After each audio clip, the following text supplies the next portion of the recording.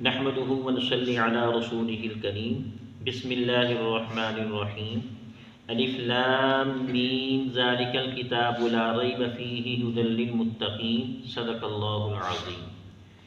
پہلے آپ حضرات کے سامنے سورۃ الفاتحہ کے فضائل، مناقب اور اس کے کچھ احکامات آپ کے سامنے رکھے تھے۔ اب انشاءاللہ ہم سورۃ البقرہ کے اس کے فضائل، اس کے مناقب، اس کے اندر جو احکامات اللہ تبارک و تعالیٰ نے رکھے ہیں وہ آپ کے سامنے بیان کریں گے۔ سورۃ البقرہ، بقرہ عربی زبان کے اندر گائے کو کہتے ہیں، اور گائے کا اللہ تبارک و تعالیٰ نے اس سورت کے اندر تذکرہ فرمایا ہے، اس وجہ سے اس سورت کو سورۃ البقرہ کہا جاتا ہے۔ سورۃ بقرہ کی فضائل بہت سارے آئے ہیں، ایک دو فضیلت آپ کے سامنے رکھتا ہوں۔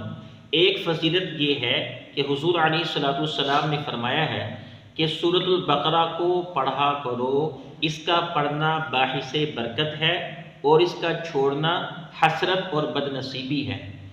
اہل باطل اس کے اوپر قابو نہیں پا سکتے۔ اہل باطل سے مراد یہاں پر جادوگر ہیں کہ جادوگر کے جادو کا اثر سورۃ البقرہ کے پڑھنے والے پر اثر نہیں ہو سکتا۔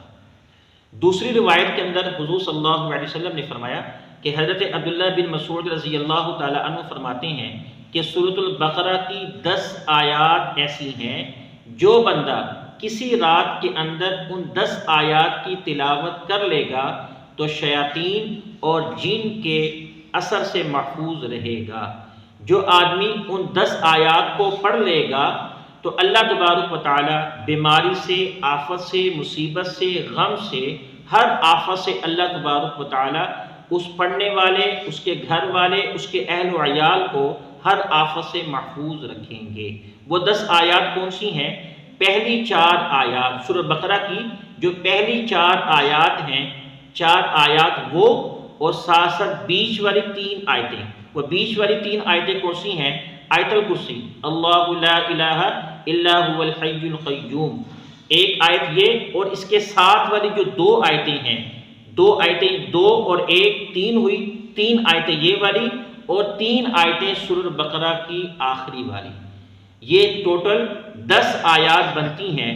جو آدمی جس رات کے اندر ان 10 آیات کی تلاوت کر لے گا، اس رات کے اندر اللہ تبارک و تعالی اس کو شیاطین اور جن کے وساوس سے، ان کے اثرات سے محفوظ فرمائیں گے۔ اس سورت کا گزشتہ والی سورت سورۃ الفاتحہ کے ساتھ ربط کیا ہے؟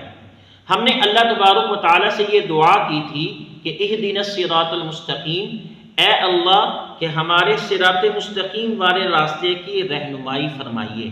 تو اللہ تبارک و تعالیٰ نے ہماری دعا کو قبول کرتے ہوئے فرمایا کہ صراط مستقیم والا راستہ ذالک الکتاب لا ریب فیہ، کہ وہ یہ کتاب ہے کہ جس کی تم نے مجھ سے دعا کی تھی، جو تم نے مجھ سے مانگا تھا، کہ وہ یہ کتاب ہے۔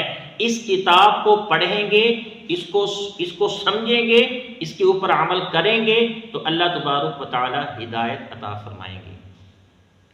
تو اللہ تبارک و تعالی سب سے پہلی جو آیت لے کر آئی ہیں وہ ہے الف لام میم۔ یہ جو آیت ہے یہ حروف مقطعات میں سے ہیں۔ مقطعات کی جمع ہے، اور یہ قطع سے لیا گیا ہے۔ قطع کا معنی ہوتا ہے کاٹنا۔ چونکہ ان آیات کو، یہ جو حروف مقطعات ہوتے ہیں، کتنی ساری صورتوں کے شروع میں یہ الفاظ، یہ آیات آتی ہیں، الف لام میم، ان کو ہم الگ الگ کر کے حروف کو کاٹ کاٹ کر پڑھتے ہیں، اس وجہ سے ان کو حروف مقطعات کہا جاتا ہے۔ حروف مقطعات، ان کا جو معنی ہے اللہ تبارک و تعالیٰ کے علاوہ کوئی نہیں جانتا۔ اللہ تبارک و تعالیٰ کو ہی پتہ ہے کہ ان کا معنی کیا ہے، ان کا مطلب کیا ہے، ان کا اتارنے کی وجہ کیا ہے یہ قرآن پاک کی آیت۔ اور بعض مفسرین فرماتے ہیں کہ یہ اللہ اور اس کے رسول صلی اللہ علیہ وسلم کے درمیان راز ہیں۔ اللہ تبارک و تعالیٰ نے یہ آیت نازل فرمائی ہے، یہ اللہ اور حضور صلی اللہ علیہ وسلم کے درمیان راز ہے۔ اللہ تبارک و تعالیٰ کو پتہ ہے کہ اللہ تبارک و تعالیٰ نے یہ والی آیات کیوں نازل فرمائی ہیں۔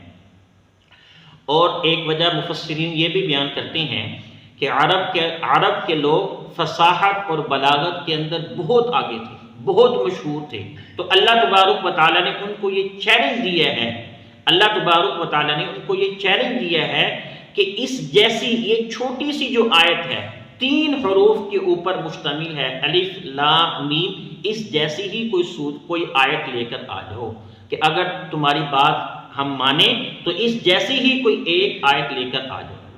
تو اللہ تبارک و تعالیٰ فرما رہی ہیں کہ ذالک الکتاب لا ریب فیہ، کہ یہ کتاب اس کے اندر شک اور شبہ نہیں ہے، نہ ہی الفاظ کے اعتبار سے، ایک ہوتی ہے غلطی تو دور کی بات ہے، اللہ تبارک و تعالیٰ فرما رہی ہیں کہ اس کے اندر شک اور شبہ بھی نہیں ہے، نہ ہی الفاظ کے اعتبار سے، نہ ہی معنی کے اعتبار سے، نہ ہی مفہوم کے اعتبار سے۔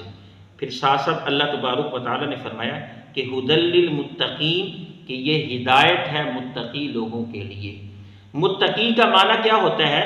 متقی کا معنی ہوتا ہے کہ بچ کے رہنا، جو اللہ تبارک و تعالیٰ کی نافرمانی سے بچ کے رہتا ہے، اللہ تبارک و تعالیٰ کی حکم عدولی نہیں کرتا، تو یہ ان لوگوں کے لیے یہ ہدایت ہے جو اللہ تبارک و تعالیٰ کے احکامات کی بجاوری کرتے ہیں، اللہ تبارک و تعالیٰ کی اطاعت کرتے ہیں، تو ان کے لیے یہ ہدایت ہے۔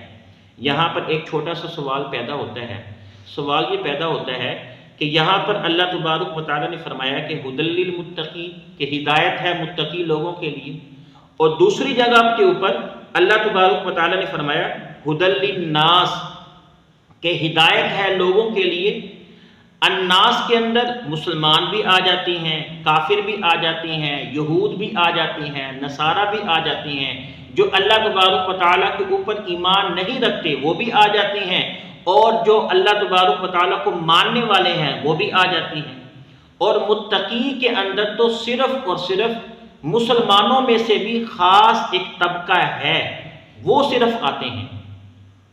تو وہاں پر اللہ تبارک و تعالیٰ نے فرمایا ھدی للناس، اور یہاں پر فرمایا اللہ تبارک و تعالیٰ نے ھدی للمتقین۔ تو اس کا جواب یہ ہے کہ ہدایت تو یہ سب کے لیے ہے، چاہے یہودی ہے، چاہے نصرانی ہے، چاہے بدھ مت ہے، چاہے مسلمان ہے، ہدایت تو یہ ہر ایک کے لیے ہے، لیکن ہدایت اس کو ملے گی کہ جو تقوی اختیار کرے گا، جو اللہ تبارک و تعالیٰ کی نافرمانی سے بچے گا، ہدایت صرف اور صرف اس کو ملے گی۔ میں آپ کو ایک چھوٹی سی مثال سے سمجھاتا ہوں کہ ایک گاؤں ہے، اس گاؤں کے اندر بجلی نئی آتی ہے، وہاں پر حکومت والے ایک ٹرانسفارم لگا دیتے ہیں۔ اب جس آدمی کا اس ٹرانسفارم کے ساتھ تعلق ہوگا، اس کے ساتھ ربط ہوگا، تو اس کے گھر ہی بجلی جائے گی، اور جس آدمی کا اس ٹرانسفارم کے ساتھ تعلق اور ربط نہیں ہوگا، اس کا کنیکشن نہیں ہوگا، اس کے گھر بجلی نہیں جائے گی۔ اسی طریقے سے کہ جس آدمی کا قرآن پاک کے ساتھ تعلق اور ربط ہوگا، جو آدمی قرآن پاک کو پڑھے گا، اس کو سنے گا، اس کو سمجھے گا، تو اس کو اللہ تبارک و تعالیٰ ہدایت عطا فرمائے گی۔ جو آدمی قرآن پاک کو پڑھے گا نہیں، اس کو سنے گا نہیں، اس کو سمجھے گا نہیں، اس کے اندر غور و فکر نہیں کرے گا، اللہ تبارک و تعالیٰ اس کو ہدایت نہیں دیں گے۔ اللہ تبارک و تعالیٰ سے دعا ہے اللہ مجھے بھی اور آپ کو بھی عمل کرنے کی ساتھ ساتھ سمجھنے کی توفیق عطا فرمائے۔